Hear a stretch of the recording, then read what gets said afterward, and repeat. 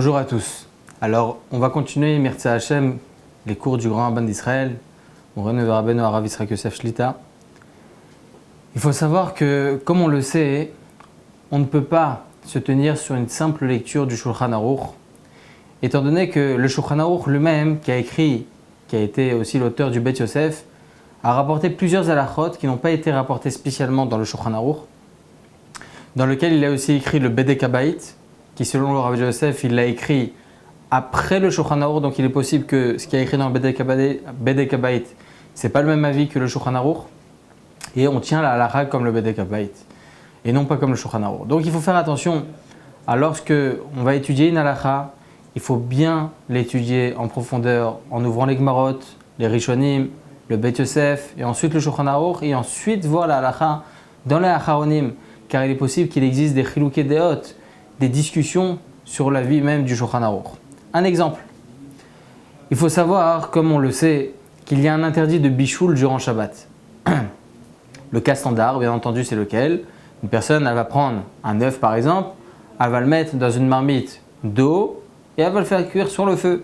Ça, c'est le cas standard, classique de bichoul.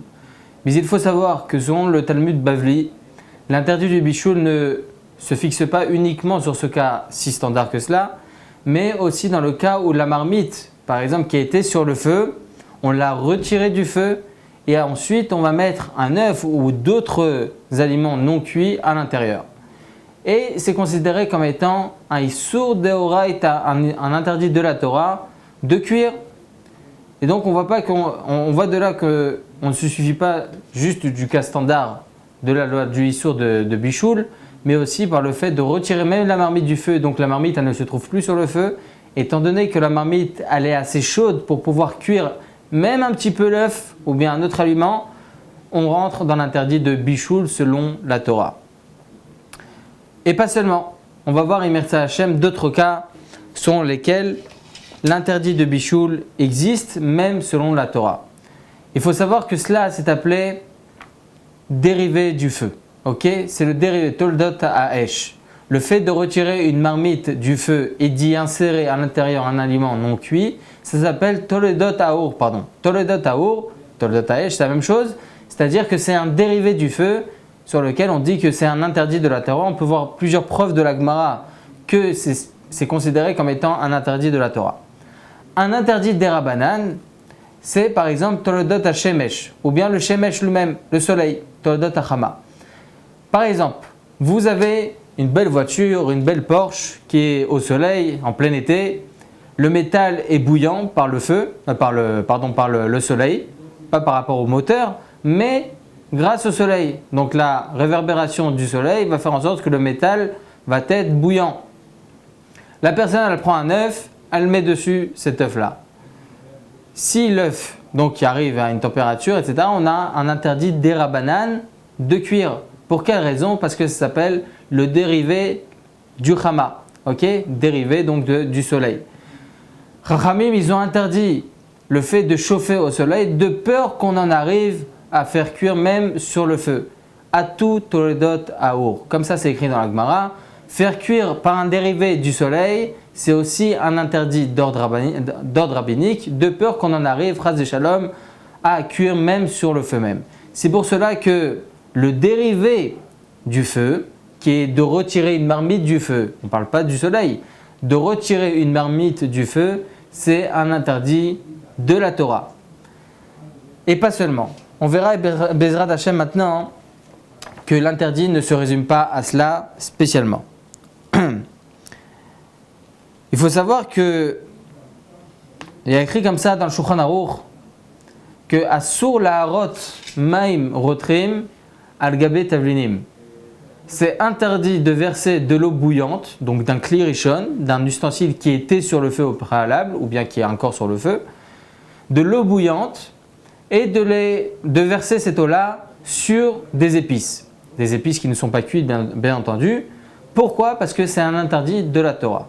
On voit de ce Shulchan Aruch, comme ça ils sont poskim aussi, ils tranchent la halakha, beaucoup des rishonim, que le fait de verser d'un kli rishon, d'un ustensile qui était sur le feu, ou bien d'un kumkum, c'est quoi un kli rishon? Expliquons. Un kli rishon, c'est où a cuit cette eau-là. Si ça a cuit dans un kumkum, alors le kumkum lui-même sera considéré comme étant le kli rishon. Lorsqu'on va verser d'un kli rishon de ce kumkum-là dans un verre, le verre il va être considéré comme étant kli sheni, le second verre, le second ustensile. Lorsqu'on va verser de l'eau du kumkum ou bien d'une marmite qui était sur le feu, donc de l'eau bouillante sur ces épices-là, ça va être considéré comme étant irouï mi kli rishon. C'est ce qu'on appelle verser d'un kli rishon. Sur ce, le Shulchan Aruch nous apprend, et comme ça tranche la plupart des rishonim, pas mal de rishonim du moins, que irouï mi kli rishon mevachel, que le fait de verser d'un kli rishon, ça va cuire l'aliment en question.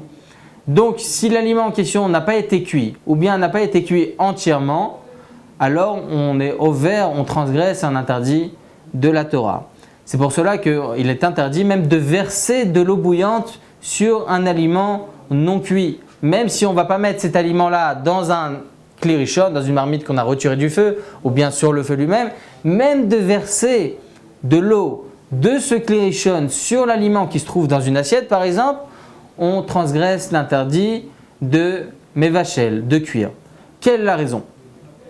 On a un klal dans la halacha qui s'appelle mevachel kedei klipa. C'est quoi mevachel kedei klipa? C'est-à-dire que la couche extérieure va cuire. On va prendre le cas standard de l'œuf qui est beaucoup plus simple à comprendre. Lorsque vous allez prendre un œuf, vous allez le mettre dans une assiette.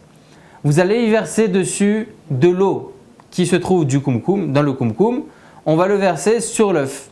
Eh bien, il faut savoir que l'œuf par lui-même, l'intérieur, le jaune, il ne va pas cuire. On sait très bien qu'un œuf, il peut cuire qu'en 4, 5 minutes, 6 minutes sur le feu. Lorsqu'on va y verser de l'eau sur cet œuf-là, du kli rishon, il faut savoir que c'est mevachel kedei klipa. C'est-à-dire que la couche extérieure, le blanc intérieur, il va cuire un petit peu. Donc même si ça va cuire que un petit peu, on transgresse quand bien même l'interdit de la Torah. Mais il faut savoir que c'est ce que je viens de dire que irouï mevachel, il faut savoir que ça rentre dans une discussion halachique. Il faut savoir qu'il y a certains rishonim qui pensent le contraire. Ils disent que irouï aveu ki kli sheni. Ça veut dire quoi? Le fait de verser de l'eau bouillante sur un aliment, c'est irouï là, le fait de verser va changer le statut de l'eau comme étant dans un kli sheni. Expliquons. Il y a une différence entre un kli rishon et un kli sheni. Tosfot nous apprend dans le traité Shabbat que le kli rishon, les parois de cet ustensile, là où a cuit l'eau, donc le kumkum ou bien la marmite, les parois de cette marmite-là vont continuer à cuire l'aliment qui se trouve à l'intérieur. Alors qu'à partir du moment où on va verser cette eau-là dans un second ustensile, donc dans un verre par exemple, eh bien le verre par lui-même, considéré comme étant un kli sheni, les parois de ce verre-là vont uniquement refroidir l'aliment qui se trouve à l'intérieur et ne vont pas continuer à cuire l'aliment qui se trouve à l'intérieur. C'est pour cela que selon certains rishonim, le fait de verser de l'eau d'un kli rishon, cette eau-là va prendre le statut de kli sheni. C'est pour cela que cette eau-là ne va pas cuire l'aliment en question. Donc il y a une discussion dans les rishonim, est-ce que irouï mevachel, est-ce que le fait de verser va cuire l'aliment en question ou pas? Comme on vient de le dire, le Shulchan Aruch tranche à la halacha que le fait de verser l'eau d'un kli rishon, l'aliment va cuire. Mais on se trouve comme bien même dans une discussion halachique, une discussion entre les rishonim. Nous avons un klal qui est rapporté dans le Mishnah Berurah au nom du Pri Megadim, qu'à partir du moment où il y a une discussion halachique entre les rishonim sur une halacha, même si on tranche la halacha comme étant assour, dans un cas où cela a été fait bediavad, a posteriori, si cela a été fait, on aura le droit quand bien même de consommer l'aliment en question. Nous l'avons déjà dit à plusieurs reprises dans les cours précédents que lorsqu'une personne va cuire pendant Shabbat, il nous sera interdit, comme il nous tranche la halakha, le Shulchan Aruch, Siman 318 halakha 1, qu'à partir du moment où une personne cuit pendant Shabbat, il nous sera défendu de consommer cette cuisson-là, que ça a été fait volontairement ou involontairement, jusqu'à Motzei Shabbat, au moins. Pour la personne en question, le cuisinier, s'il a fait ça volontairement, pour lui, cet aliment sera immangeable à jamais. Mais pour nous, que ça soit fait volontairement ou involontairement, cet aliment sera mangeable que Motzei Shabbat. Alors comment peut-on autoriser de consommer cet aliment durant Shabbat? Comme nous venons de dire, nous avons une généralité importante, selon le Pri Megadim, que lorsqu'il y a une discussion entre les Rishonim sur un point halachique, comme celui-ci par exemple, est-ce que le fait de verser de l'eau, est-ce que l'aliment qui sera en dessous, il va cuire ou pas? Alors, selon des Rishonim, oui, selon d'autres, non. Le Shulchan Aruch, même s'il est posé avec la halacha, que oui, cet aliment va cuire, si cela a été fait, Bedi Avad, a posteriori, on aura le droit de consommer même durant Shabbat cet aliment. C'est pour cela que halacha lemaaseh, en conclusion, une personne qui a versé de l'eau sur un œuf qui n'a pas été cuit, je rapporte l'exemple de l'œuf parce que c'est le cas le plus simple, ok, mais sur tout aliment qui n'a pas été cuit ou bien pas cuit entièrement, s'il a versé de l'eau dessus, alors on aura le droit de le consommer durant Shabbat.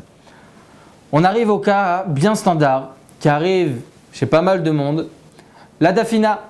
La dafina, elle se trouve sur la plata durant Shabbat. Elle est en train de brûler. On se lève Shabbat matin. Ah, ça sent super bon, magnifique. Et on se rend compte, ça sent un peu le brûlé.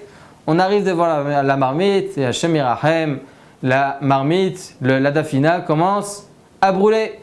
Alors comment on va faire? Est-ce qu'on a le droit d'y verser de l'eau à l'intérieur ou pas? Alors là, on rentre dans un autre problème. On vient d'expliquer que Hirouï Mikli Rishon, le fait de verser d'un premier ustensile, donc du kumkum, on va dire, on veut verser du kumkum, on veut appuyer sur le kumkum pour que l'eau tombe directement sur la marmite de dafina qui se trouve sur la plata. Est-ce qu'on a le droit ou pas? Alors on vient d'expliquer que Hirouï Mevachel, ok, comme le Shulchan Aruch, il tranche la halacha, que le fait de verser de l'eau sur un aliment non cuit ou bien pas totalement cuit, il va cuire. Donc on considère cette eau-là comme étant klérishon. Donc peut-être on va considérer cette eau-là, le fait de la verser dans la dafina, il n'y a pas de problème parce qu'il garde le statut de klérishon. Le Ran rapporte au nom de Rabbeinu Yona que cela est totalement interdit pour plusieurs raisons. Pour deux raisons, il rapporte deux raisons. La seconde raison, Rabbeinu Yona nous rapporte quelque chose d'intéressant, qu'à partir du moment où l'eau va être versée, l'espace de temps qui va être du versement jusqu'à la dafina, ce laps de temps-là, ça va refroidir l'eau. Même si ça va refroidir que très peu l'eau, elle va quand même refroidir. Et on sait très bien, nous avons une généralité dans la halacha. Yesh bishul achar bishul belach. Nous avons une halacha qu'on en tranche comme le riz, comme Tosfot, comme Rashi, comme Rabbeinu Yona. Comme ça, le Shulchan Aruch tranche la halacha dans le Siman 318, halacha 4, halacha 7, halacha 8, que yesh bishul achar bishul belach, qu'il y a cuisson après cuisson dans quelque chose de liquide. Donc cette eau-là, considérée comme étant quelque chose de liquide, lorsqu'on va la verser du kumkum jusqu'à la dafina, l'eau elle va se refroidir même un petit peu, même si ça va rester très chaud, à plus de 70-80 degrés, zélo méchané, il n'y a aucune différence, étant donné que ça va refroidir un petit peu. Lorsqu'elle va tomber dans la dafina, elle va continuer à cuire, donc elle va recuire.